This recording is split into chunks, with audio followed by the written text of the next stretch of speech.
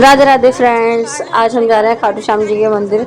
वहाँ पे मतलब हमारे जो पड़ोस में रहते हैं भैया भाभी जेठानी, तो उन्होंने वहाँ पे प्रसाद वितरण के लिए बोला है और साथ में कीर्तन भी करेंगे, खाटू श्याम जी का आशीर्वाद लेंगे, सारे भगवान के दर्शन करेंगे। चलिए आपको लेके चलते हैं यहाँ के प्रसिद्ध मंदिर में बिजनौर के, जो कि चामुंडा देवी के नाम से है और बहुत ही प्यारा मनमोहक मंदिर है। सारे भगवान जी की मूर्तियाँ हैं वहाँ पे।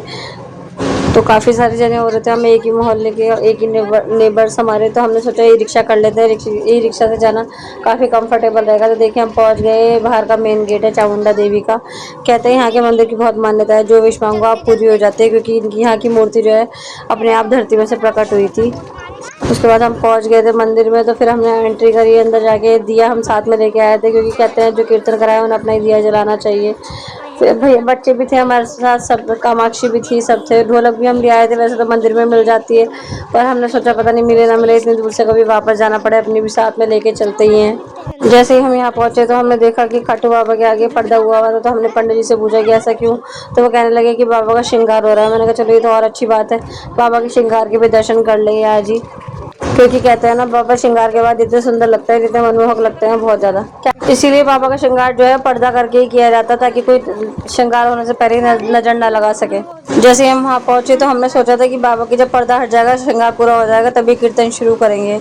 लेकिन जो वहाँ के पंडित जी हैं वो कहने लगे कि श्रृंगार में तो कम से कम 1 घंटा 1.5 घंटा लगता है, आप लोग कीर्तन शुरू कर दीजिए, प्रसाद वितरण जो है भोग लगाने के बाद ही शुरू कीजिएगा।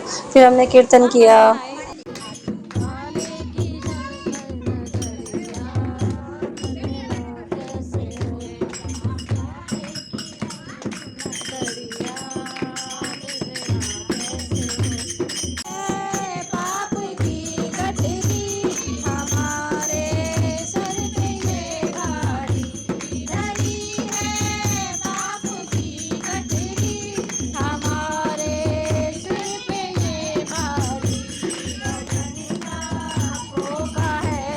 बच्चे भी यहाँ पे पूरा आनंद ले रहे थे खाटू श्याम जी के भजनों का। यहाँ पे बड़ा मंदिर था, तो बच्चों को घूमने फिरने के लिए भी बहुत अच्छा लग रहा था।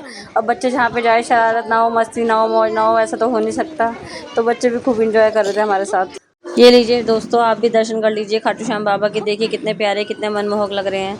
उसके बाद हमने और मंदिरों के दर्शन किए। खाटू श्याम जी की मूर्ति यहाँ पे अभी कुछ टाइम पहले ही स्थापित हुई है। दुर्गा माँ के दर्शन किए, सारी 9 देवियों के दर्शन किए, सारी माता रानी, सारे भगवान जी का आशीर्वाद लिया। वहाँ भी गए हम जहाँ पे वो मूर्ति धरती माता में से निकली थी, वहाँ के भी हमने दर्शन किए। वहाँ पे देखिए ये मूर्ति है, ये पेड़ के पास जो मूर्ति रखी है यही धरती में से निकली थी, तो इन्हीं की पूजा की जाती है। आप देख ही सकते हैं कितनी मन्नत की चुनरिया बनी हुई है यहाँ पे, तो लोग मन्नत मांगने के लिए दूर दूर से आते हैं। ये है भैरव बाबा की, जो कि मंदिर के बिल्कुल पास में बनी हुई है। फ्रेंड्स, आप लोग भी कभी बिजनौर आए तो जरूर आइएगा इस चामुंडा देवी के मंदिर में। अब तो खाटू श्याम भी स्थापित हो गए हैं और भी सारे भगवान जी स्थापित हो गए हैं। गर्मी इतनी भयंकर थी, जोत अभी अभी जली है, आरती अभी भी हुई है, तो पंखे सारे बंद कर रखे हैं।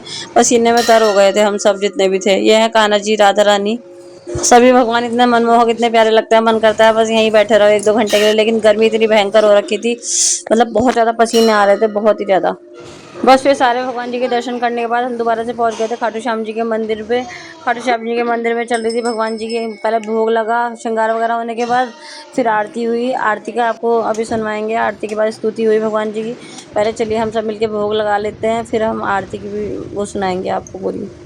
श्याम भक्ति पावे सदा, श्याम के पास है मान।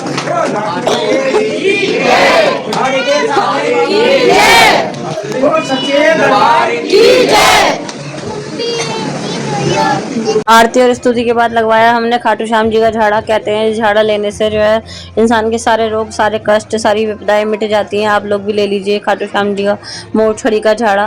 वो भजन आपने सुना है, लगा दे बाबा मोर छड़ी का झाड़ा, बेड़ा पार हो जाए। तो मैं चाहती हूँ आप सबका भी, मेरा भी, सबका बेड़ा पार हो इस मोर छड़ी से। उसके बाद हमने दर्शन किए शनिदेव महाराज के और शनिदेव के सारी राशियों के। यहाँ पे आपको पता है 9 के 9 ग्रह के मंदिर बने हुए हैं, मतलब 9 के 9 ग्रह स्थापित हैं। और सारी जो वो हैं राशियां, उनके भी अलग अलग पिलर बने हुए हैं। बहुत ही बड़ा प्यारा मंदिर है, कभी आए बिजनौर तो होके जाइएगा यहाँ मंदिर में। उसके बाद फिर हमने वही राशियों के पास गए, वहां पे थोड़े फोटोज वगैरह खिंचाए। जैसे मेरा नाम आर से है तो मैंने तुला राशि के साथ फोटो खिंचाए, और लोगों के जिस भी नाम से वो से अच्छा लग रहा था, मतलब काफी मन लग रहा था वहां पे मंदिर में जाके, काफी खुशी हो रही थी। देखिए मेष, कुंभ, कन्या, सभी राशि, मीन, सभी राशियों के वो बने हुए हैं पिलर यहाँ पे ना। आप लोग बताइएगा आपकी कौन सी राशि है, कमेंट करके। बस फिर क्या, शाम की आरती का समय हो रहा था, तो जो जो भी दीपक लेके आ रखे थे उन्होंने दीपक जलाए, भगवान जी की आरती की। चलिए, राशियों के दर्शन करा दिए आपको, शनि भगवान के करा दिए, सारे भगवान के करा दिए। अब कराते हैं आपके 9 के 9 ग्रहों के दर्शन। देखिए किस तरीके से यहाँ पे मूर्ति स्थापित हो रखी है 9 के 9 ग्रहों की। सूर्य भगवान भी हैं और सारे के सारे 9 ग्रह हैं यहाँ पे। देखिए कितनी सुंदर मूर्तियां हैं, बहुत ही प्यारी है, मनमोहक है। मन नहीं कर रहा था यहाँ से जाने का बिल्कुल भी। 5 6 7 8 9 ग्रह हैं। शुक्र ग्रह, मंगल ग्रह, बुध ग्रह, सारे ग्रह यहाँ पे स्थापित थे। बस फिर क्या, फिर हमने थोड़ी बहुत वीडियोस बनाई, थोड़ी बहुत सेल्फी ली भगवान जी के दर्शन के लिए, और फिर आशीर्वाद लेके अपना प्रसाद लेके अपने घर गए।